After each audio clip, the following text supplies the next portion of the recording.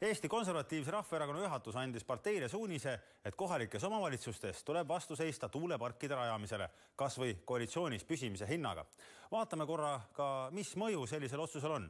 Eestis on tuuleparkide ehitamise eelses detailplaneeringu menetluses praegu ligi 1350 megavati ulatuses tuuleparke. Neist mahuliselt 56% paikneb aga omavalitsuste territooriumitel, kus EKRE on ka vallavõimu juures. Lisaks on Eestis veel rohkem tööd võttev eriplaneeringu protsess, milles plaanitakse üle 3300 megavatti tootmisvõimsust. Ja kuigi nende planeeringute alusel järgmisel aastatel kohe midagi valmimas ei ole, saaks EKRE neist takistada aga kuni 35% tuuleparkide valmimist, vähemalt sügisel toimuvate kohalike omavalitsuste valimiseni. EKRE on tuuleparkide rajamise vastu peamiselt kahel põhjusel. Esiteks peab partei neid liialt kalliks ja teiseks nähakse tuuleparkides ohtu kohalike tervisele ja kinnisvara väärtusele. Ja seda tehakse kõiki kohalikust kogukonnast üle sõites.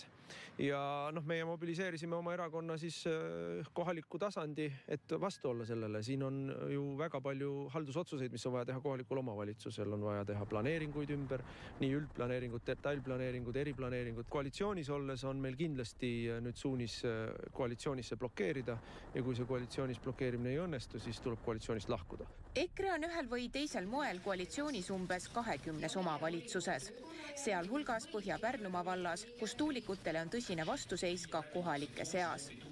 Tuuleenergia assotsiatsiooni tegevjuht Terje Talv ütleb, et tuuleparkide asukohta ei valita selle järgi, kes on parasjagu võimul. Ja ta loodab, et need omavalitsused, kellega on koostööd alustatud, täidavad seadust.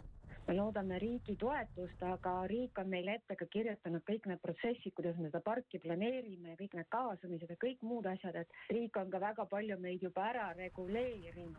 Selline poliitiline olukord, mis praegu on. Loomulikult me oleme sellest teadlikud, aga eks meie protsessid lähevad tegelikult üsna samamoodi edasi, et meie lähtume ikkagi konkreetselt seadusest. Kliimaministri Yoko Alendri sõnul kavatseb EKRE valimiskampaaniaga takistada kohalikku arengut, kuid ütleb, et tuuleparkide planeerimine on lõpuks ikkagi omavalitsuste otsus. Ma arvan, et see, et riik kuidagi leiaks mingisuguse viisi mööda minna kohalikest omavalitsustest, ei oleks siin ka õige.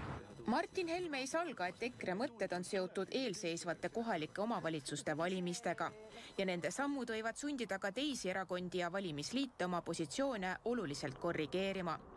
Isamaa ja Keskerakonna juhid ütlesid Aktuaalsele kaamerale, et nemad usaldavad kohalikke poliitikuid pädevaid otsuseid tegema ja pealinnast mingisuguseid suuniseid anda ei plaanita.